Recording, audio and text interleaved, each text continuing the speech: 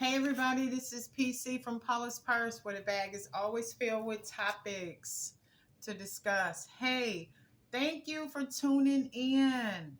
Episode 11. Hey man, let me say this. For those of you who watch my YouTube channel and my videos on TikTok, honestly, I really and truly appreciate you all. I do, because you don't have to tune in, and I thank you so much for it.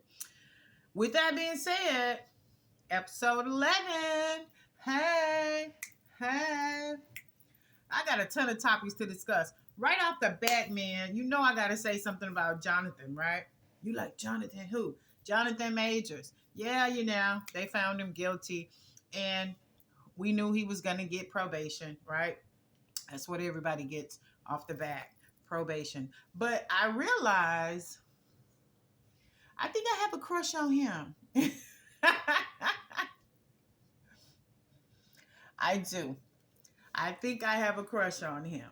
All right. So we just going to keep it moving. I'm going to say this. Sometimes the last thing that I watch, I dream about, right? So, why did I dream about Little Scrappy?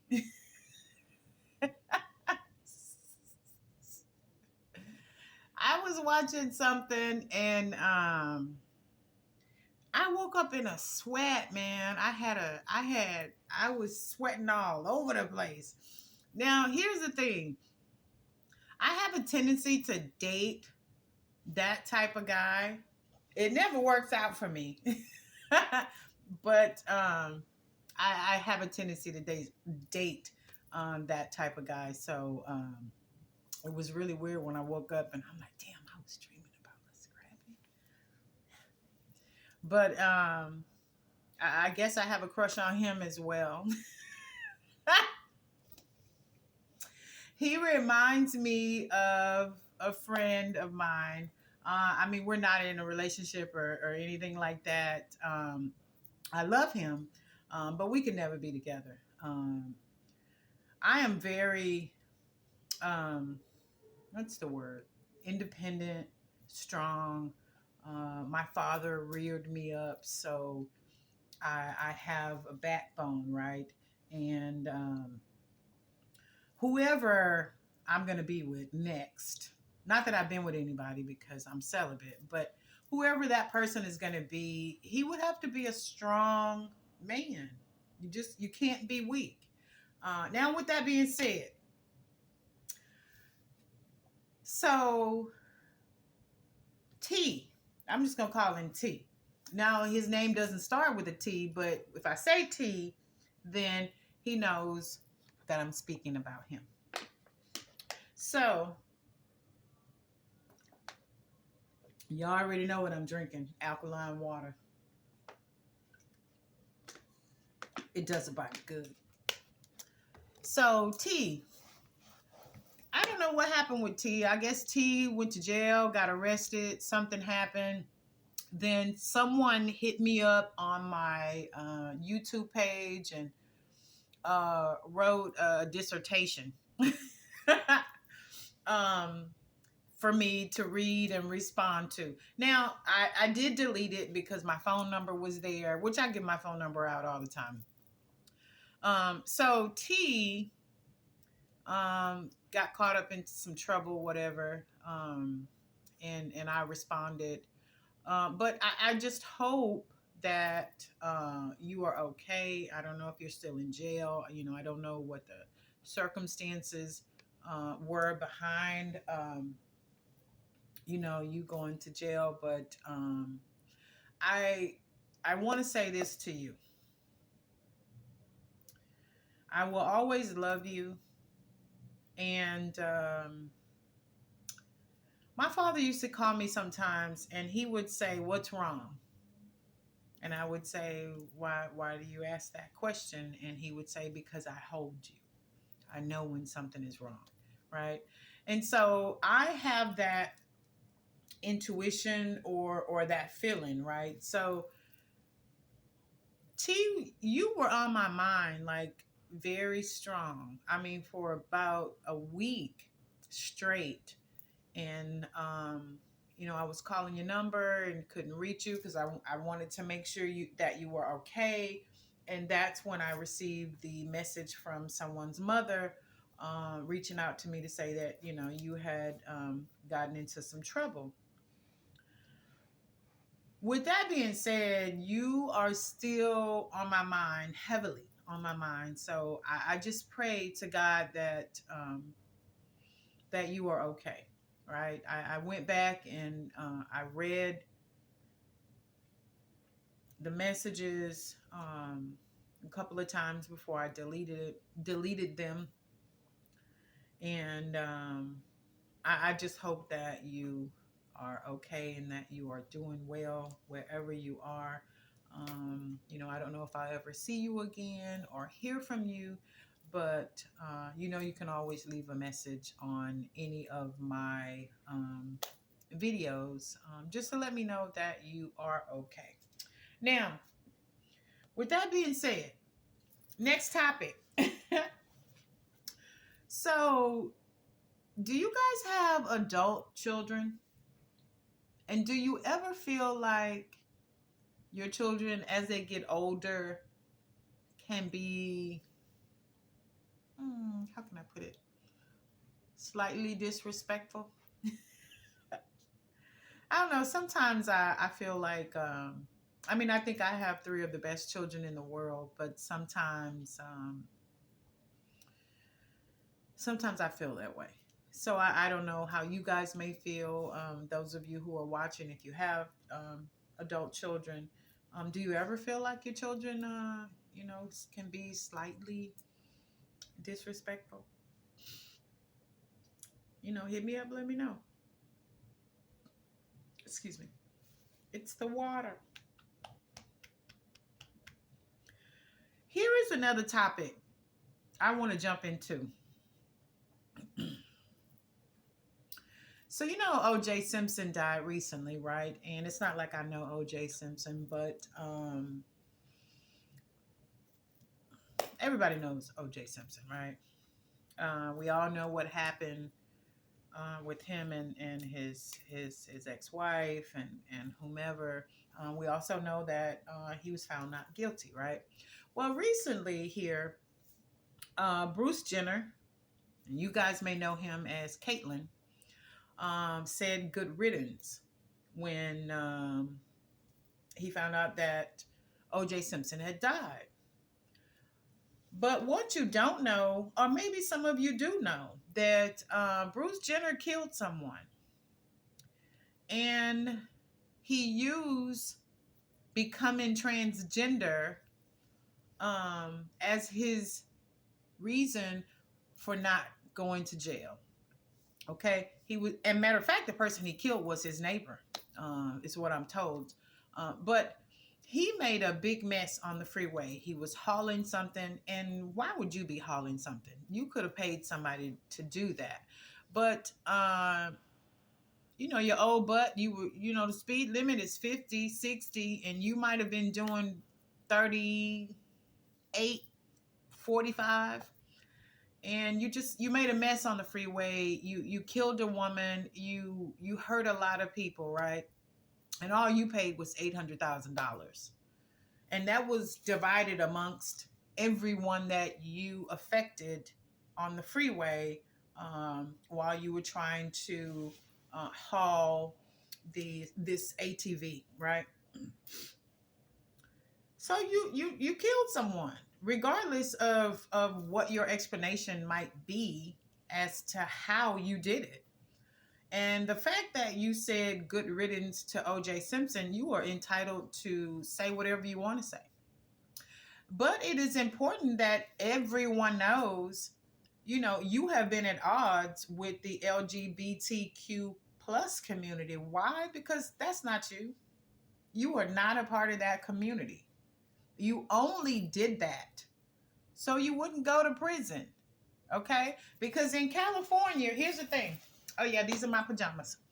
But in California, and maybe some other states too, When people get in trouble, they're like, "Oh, I'm trans man, I'm trans woman," and sometimes I get confused on it all, right? But I guess they were putting men in jail with women and women in jail with men. And Caitlyn, Bruce Jenner, you used, how should I say it? I don't know if you like men or if you like women or whatever, but you definitely used it to your benefit to say that you were becoming a woman right at the time when you killed a woman. You killed a woman, bro, and should be in prison. But you got off, and now you want to say good riddance to someone else who got off. And here is the thing about the our justice system. You can be guilty, but there's not enough information or evidence to find you guilty. So they have to find you not guilty, and vice versa. But everybody, we are all entitled to our opinions.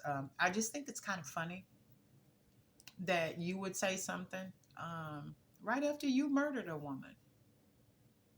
I mean, you murdered her, and you hurt a whole lot of other people on the freeway. So, well, I'm not gonna let the devil use me because I almost said something. But may God bless you, whoever and whatever you are. May God bless you.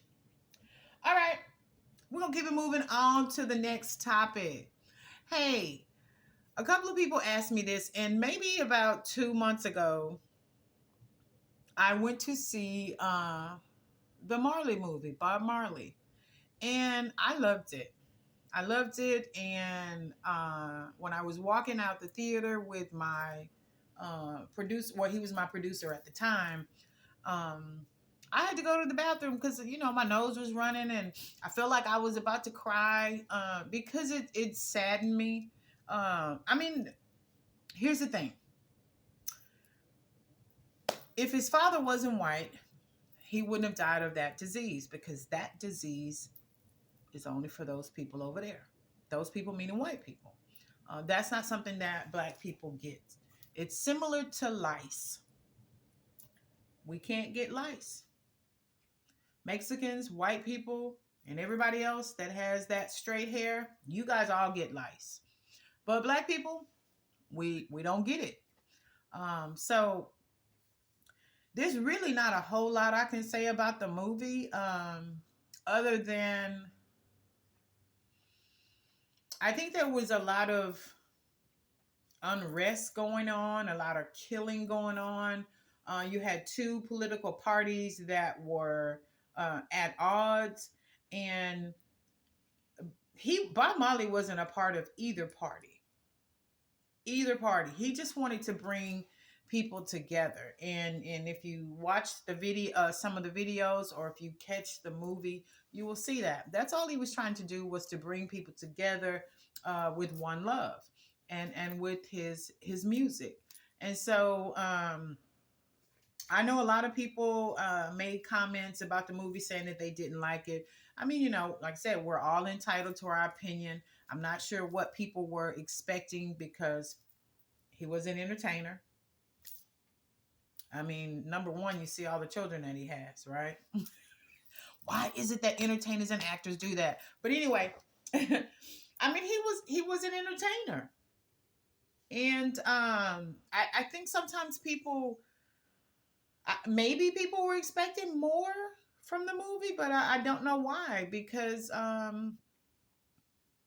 think the movie did him justice, and I really enjoyed it. So shout out to the family, to his wife, Miss Rita, and boy, I tell you, all them baby mamas, they were mad. That's what happens when you don't get married. If you're gonna be a baby mama, you can't complain. You cannot expect anything because you didn't get the ring on the finger. But anyway, I enjoyed the movie.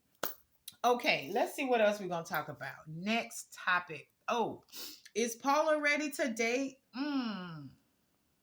Well, before I get to that, somebody wanted to know why I go by PC. And the reason why I go by PC is because I went to college in California. And when I got to California, I was around all white people, right? I think it was myself and Adrena, and there was a young girl that played volleyball out there. She was black. Her name was Lois. But everyone else was white. And then there were a couple of Mexicans sprinkles on the basketball team, right? So, but because they had never met a Paula who was black, everybody just said, nope, not gonna call you Paula, we just gonna call you PC. So that is where PC originated. And I guess I'll just be holding on to that. Is Paula ready to date? Y'all want to know what I'm drinking? I got a little red wine. Oh yeah, I'm using a glass now. I'm using a glass now. So I have my red wine and I have my alkaline water. Is Paula ready to? Speaking in third person, am I ready to date? I am. I think I'm ready. I think I'm ready, but I'm not trying to rush it. Right? I'm not trying to rush into anything because rushing it could possibly not work out for you if you rush. So I'm just waiting for God to send the right one. You know, right height, right build, right mindset. Someone who puts God first. Now, with all that being said, don't start calling me in regards to dating because I would imagine if I don't ever see T, then that means God is going to send me someone new. Okay. So yeah, I'll just leave it at that. I won't go into any more when it comes to T because I already told y'all T went to jail for something minor, I believe, and I wish him the best. Now, let me share something with y'all. So I am a broker. I own Clark Transport, and I just recently acquired a brokerage. And well, let's just see. Well, no, I'll tell you what. I'm going to pass on sharing that with you. But let me share this with you. So I was working at this complex and I float around, right? So this guy came in and he asked for someone, right? So when he asked for someone, I was like, okay, let me see where she is. Because I didn't see her. I wasn't sure if she was gone to lunch or whatever. But he reached his hand out to shake my hand, right? And this guy had now mind you, he owns a construction company and he was coming to do drywall or cut the grass or something. But he had these big hands that were soft, and every day he came over there, every day he came to the property, he would caress my hand to the point where I had forgotten my name, his name. I felt like he was making love to me mentally, right? So maybe about a week later, he came to the property again, and it was him and another gentleman that I don't know if he's in business with him or if he just works with him as an employee. I don't know any of that. But he came in and he walked in with this gentleman and he said, "Hey, Paula." And so I turned around and I was like, "Hey, oh, you the one with the nice hands." So once again, he shook my hand And I did what I always do. I didn't let it go. Gotta get it when you can get it. But anyway, I didn't let his hand go. Right. So I ended up walking him over to the young lady's office who he was looking for. Right. So they were all in the office for hours, right? It was like 5 or 6 of them, and they were discussing whatever they were discussing, and I was over in another office. So when he came out, he said my name, right? And so he came out with the gentleman that he walked in the office with, and he said, "Paula, you have a good day." So I turned around and I said, "Okay," and his name is Ramon, right? So I said, "So what you want to do? Shake my hand again?" So he said, "Yes, I want to shake your hand." So I I I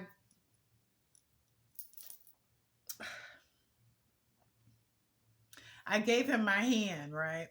And I said, "Why don't you give me a hug? Let me see what you're working with."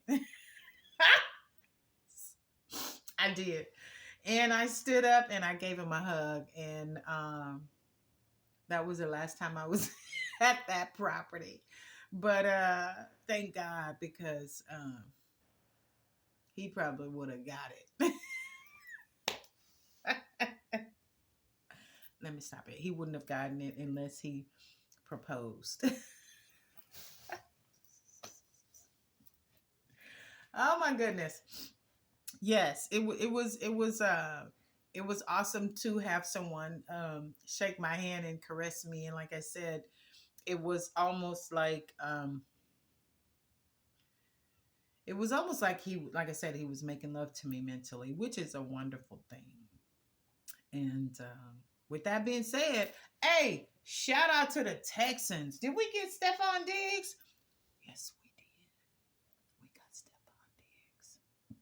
I am so ready for football season. As much as I love baseball season, I'm just ready to get past it. Even and then we don't even have Baker over there anymore. So I'm just like, all right, I'm gonna take the kids to a couple of baseball games, my grandkids, this summer. But I am ready for football. I'm so ready. Hey man, listen. This is episode 11, and I wanted to take some time to talk about God and his miracles, his mercy and his grace that he has shown me. I've been through a lot, as a lot of people are going through a lot. I mean, life means you're going through a lot. Doesn't necessarily mean things have to happen negatively in your life, just life itself. But God has been so good to me. And I wanted to acknowledge God in the presence of any and everyone who will ever see this video. God has been so good to me. God has been so good to me. He has just, as Joe Osteen says, shown up and shown out, man. Just, oh my goodness. God has been really good to me. And I'm going to say this to people who say that they are spiritual but not religious. And this is just my opinion. I think being spiritual, it doesn't require you to do anything. If you're religious and or you say you're a Christian, then you know you have to make sacrifices. You have to read and study the word, better yourself each day. You know what I mean? If you in your 60s and you still got a bad attitude and you still can't nobody tell you nothing, they couldn't tell you nothing 10 years ago or 20 years ago when you were 40. If that's what spirituality does for you, I don't want it. I don't want it at all. You know what I mean? But God has been so good to me. He really has. Without going into the particulars, because it could be boring for you. But God has just made ways out of no ways. Things that I couldn't see. And what I learned is when you need God and you've tried everything, you've prayed and you cried, as my daughter say, Mama, I've done everything. When you've done everything and you've gotten to the point where you can't think of anything else to do to get yourself out of any situation that you may be in, that is what God is waiting on. He is waiting for you to get out of the way and turn it over to Him. I kid you not. Every day that I wake up this in the morning, I'm full of anticipation. The last 2 days, I've just been in crying mode. Not that anything is wrong, because, like I said, God has just shown up and shown out, and I couldn't ask for anything more than what He has done for me. But God is so good. He's so good, and He will answer any prayer that you have. Now, keep in mind, sometimes it appears that people don't know how God works. Sometimes you want to ask God for something, but you're not doing anything. Come on now. You got to get up and make something happen for yourself. Call on God when you have tried everything and you have exhausted every avenue, right? Every morning that I get up, I pray. I'm going to get to work. I'm booking loads. I'm going to the apartment complex to work, because I know God's going to do the rest. So you got to get up. You got to do something. That's why I keep telling you guys, get up. Get up. Hold your head up. Stop putting your head down. Stop going through life defeated, like God don't care about you, like it's over, and wherever I am today, that's where I'm going to be forever. If that is what you believe, then that's exactly what's going to happen. The thing about being a Christian, I don't know about being, well, let me say this. One thing I know about being a Christian is that you have to believe, you have to have faith, and then you have to keep working.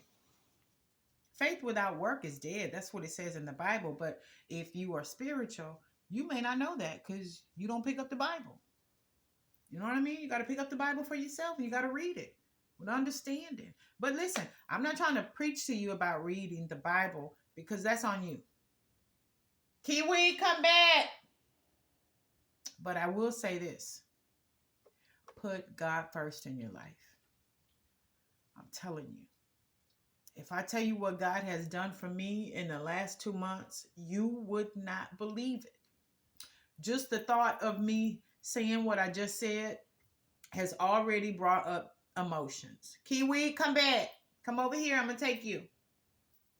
That's my dog, Kiwi. But God is good. I almost moved in with someone for free, with free rent, as long as I needed to stay. But I thought about that, and I was like, nope.